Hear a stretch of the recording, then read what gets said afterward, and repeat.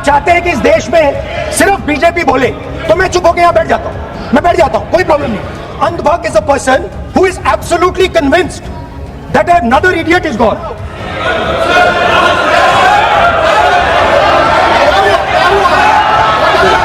Home minister of this country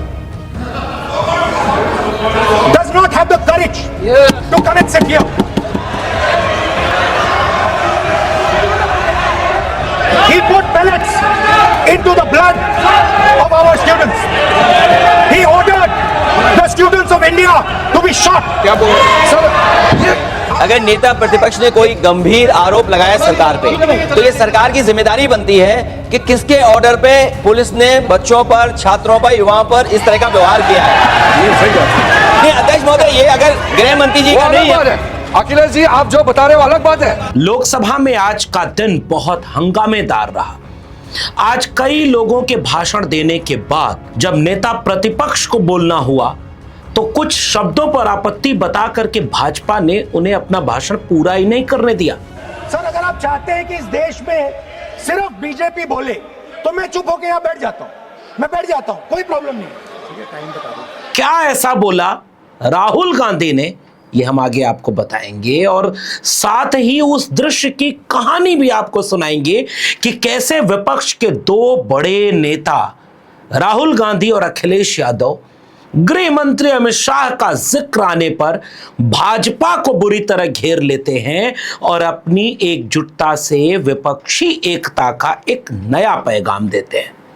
वहीं गृह मंत्री अमित शाह के लिए राहुल गांधी ने जो बोला वो ऐसा क्या था जिसके बाद उन्हें अपना भाषण भी पूरा नहीं करने दिया गया। संसद स्थगित होती रही, मंत्री का जवाब आया, संसद कल 11 बजे तक के लिए स्थगित कर दी गई। ये नायाब है। ये अब तक के लोकसभा के इतिहास में नायाब मौका है कि नेता प्रतिपक्ष को अपना भाषण पूरा नहीं करने दिया गया। आइए जरा सिलसिलेवार देखते हैं, लेकिन सबसे पहले वो जरा रोचक बात देखते हैं कि गृहमंत्री अमित शाह का वो जिक्र कैसे आया जिस पर अखिलेश और राहुल एक साथ खड़े हो गए। सबसे पहले आप राहुल गांधी के भाषण का वह हिस्सा सुनिए जिसमें वो छात्रों के आंदोलन पर चली गोली, पैलेट गन और हमले का जिक्र करते हुए गृह मंत्री अमित शाह को निशाने पर लेते हैं कि जो पुलिस महकमा पैरामिलिट्री गृह मंत्री के अंडर में आता है, आखिर वो गृह मंत्री के आदेश से संचालित होगा या नहीं। सुनिए राहुल गांधी ने बारीकी से क्या कहा जिसमें भाजपा तिलमिला गई। Home minister of this country does not have the courage to come and sit here. He does not have the courage.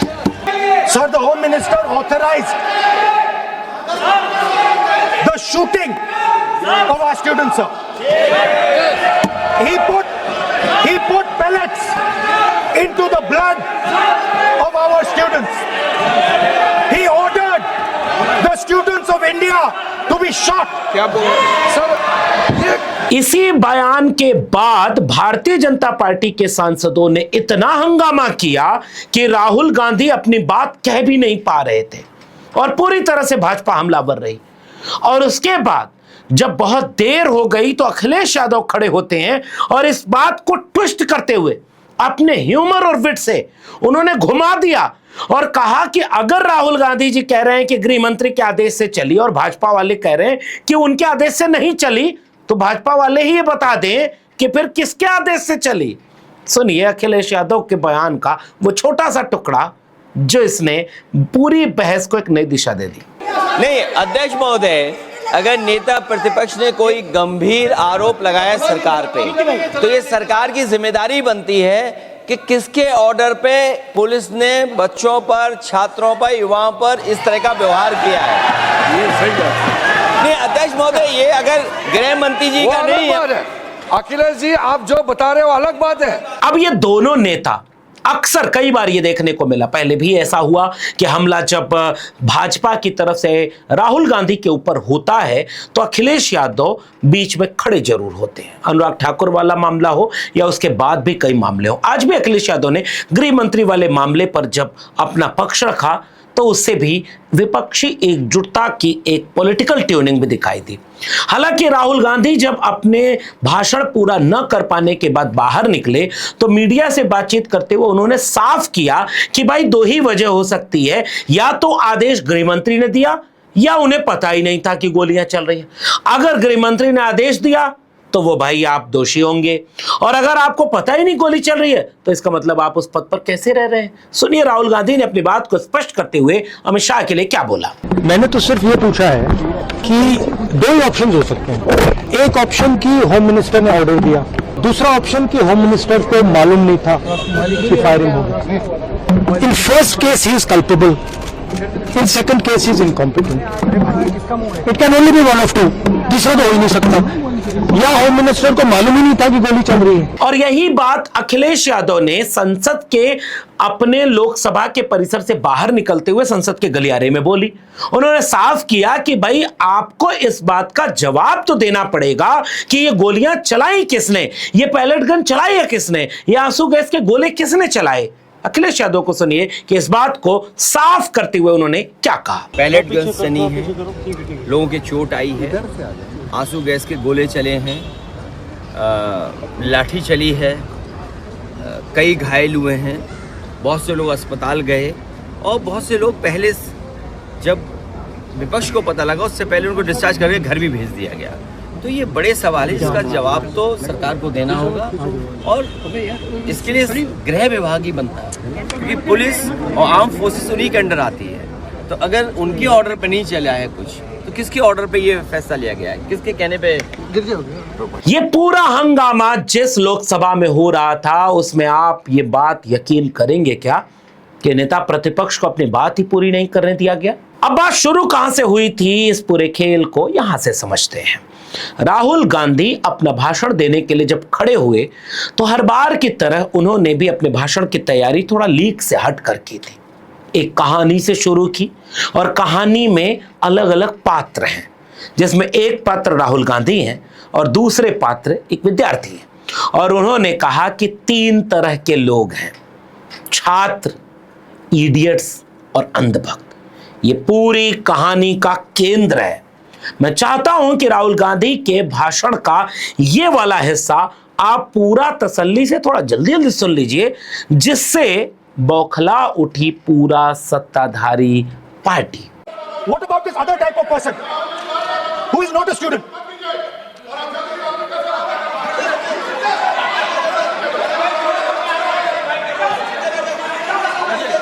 So she said, the hallmark, she said, the student, she says the student wears the truth on his or her chest. Proudly, it's written here. And I said, what about the other type? She says the other type requires an image. It requires an image, and as that image is not true, because the idiot is trying to pretend that he is God. I'm not talking about that.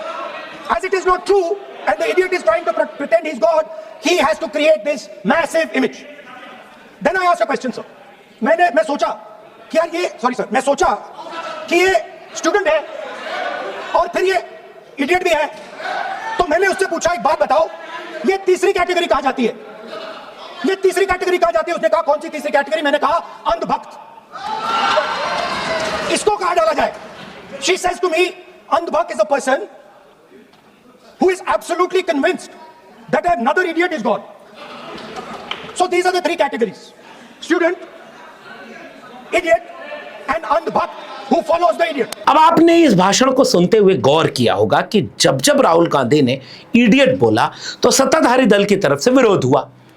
Rahul Gandhi ने कहा कि हमने तो किसी का नाम लेकर idiot बोला ही नहीं, हम तो एक डिबेट कर रहे हैं, हम तो एक नैरेटिव देख रहे हैं कि भाई अगर 3 तरह के लोग हैं तो उनसे कैसे संवाद किया जाए।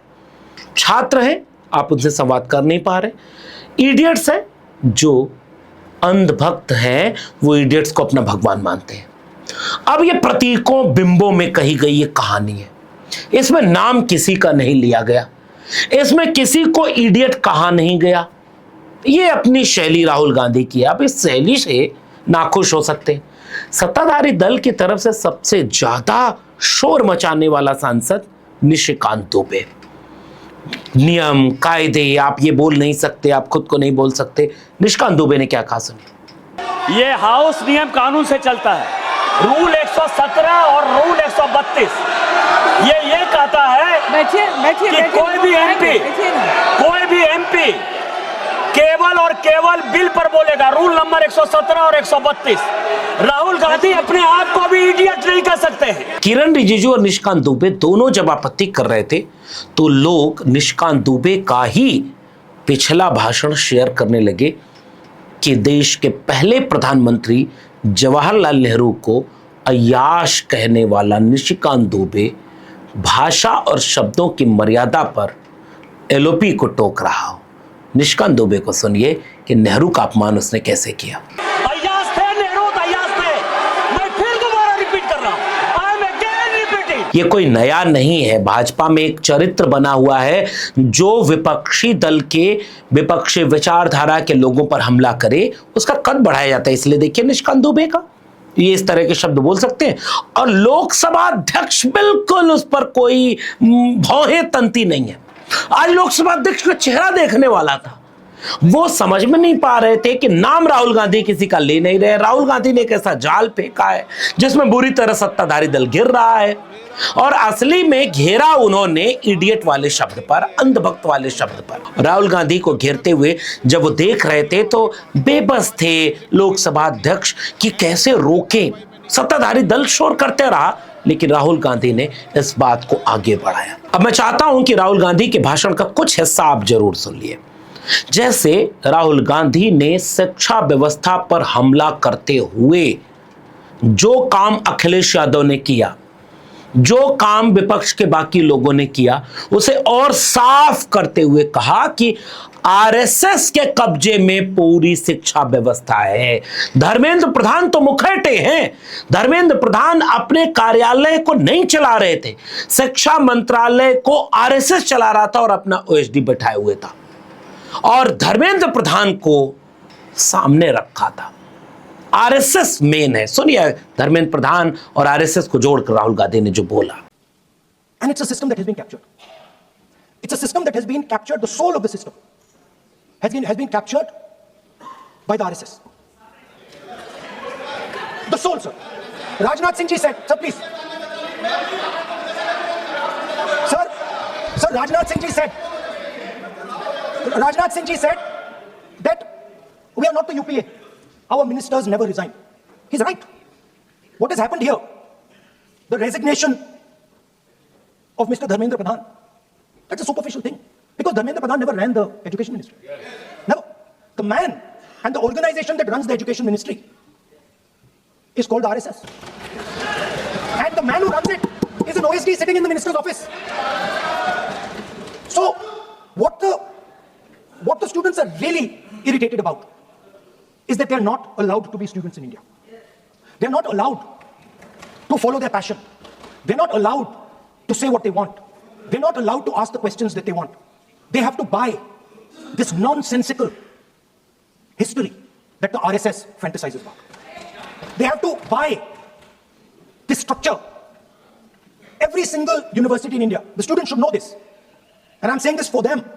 Every single university in India today has a vice chancellor from the RSS.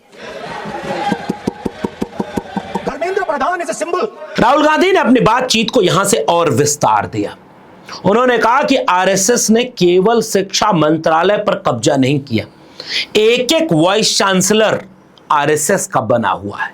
वो सिलेबस बदल रहा है, वो हिस्ट्री को चेंज करना चाहता है, वह आपको धार्मिक, सांप्रदायिक और अंधभक्ति के पूरे खेल में ले जाना चाहता है।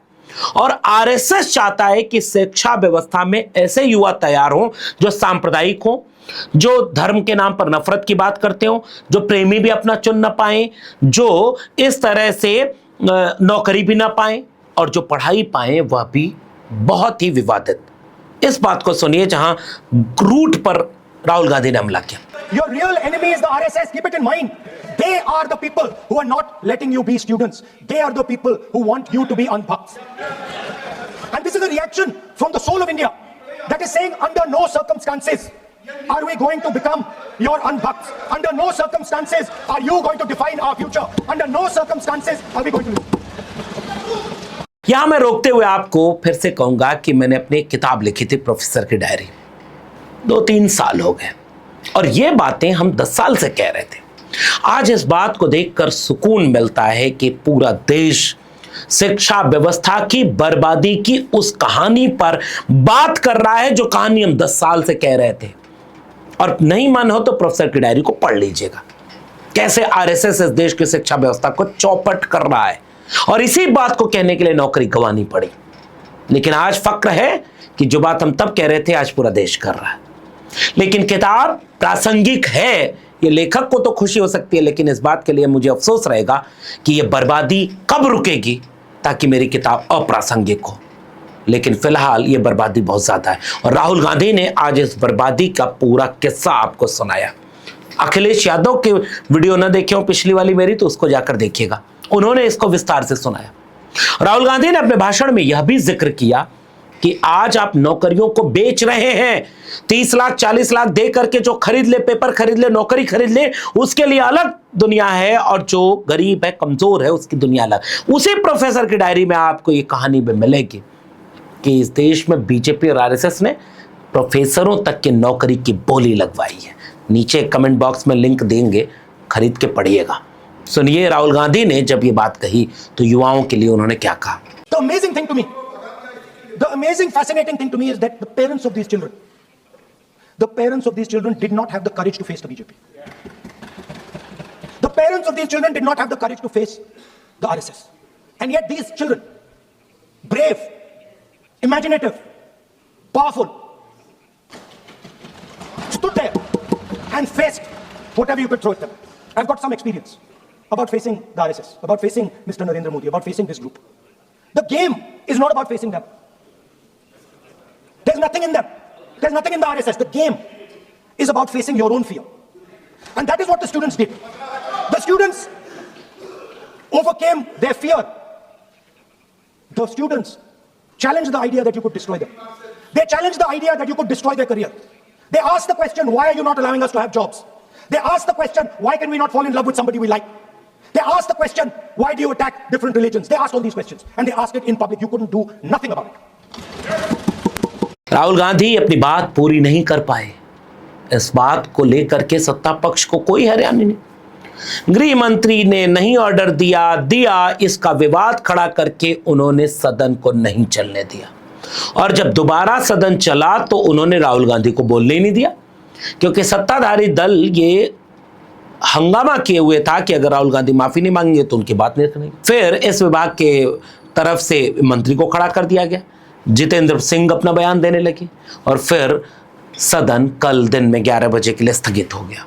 हमें उम्मीद है कि गृह मंत्री अमित शाह हो या प्रधानमंत्री नरेंद्र मोदी, इनके भाषण कल होंगे। देखना दिलचस्प होगा कि वो अखिलेश यादव के द्वारा उठाए गए सवालों का, वो विपक्षी दलों के द्वारा उठाए गए सवालों का और वो राहुल गांधी के इस हमले का क्या जवाब देते हैं। लेकिन दीगर बात यह है कि आरएसएस ने इस देश को और खासकर शिक्षा व्यवस्था को कब्जे में कर लिया है, ये कहानी अब पूरे देश के सामने खुल रही है और सुकून है कि यही बात हम बहुत दिन से कहते थे। आप भी इस कहानी को सुनिए और समझिए कि आपकी शिक्षा व्यवस्था पर कितने तरह के खतरे हैं। फिलहाल इस वीडियो में इतना ही। संसद में जो कुछ हो रहा है वो चूंकि बहुत जरूरी है, इसलिए हम हर एक छोटी से बड़ी चीज पर आपसे बातचीत करते रहेंगे। फिलहाल इस वीडियो में इतना ही। वीडियो पसंद आई हो तो इसे लोगों तक शेयर करना मत भूलिएगा। चैनल को सब्सक्राइब नहीं किया है तो चैनल से जुड़ जाइए, यहाँ इस तरह की बातें होती रहेंगी। फिर मिलेंगे ऐसी किसी जरूरी बात के साथ, तब तक के लिए बहुत बहुत धन्यवाद।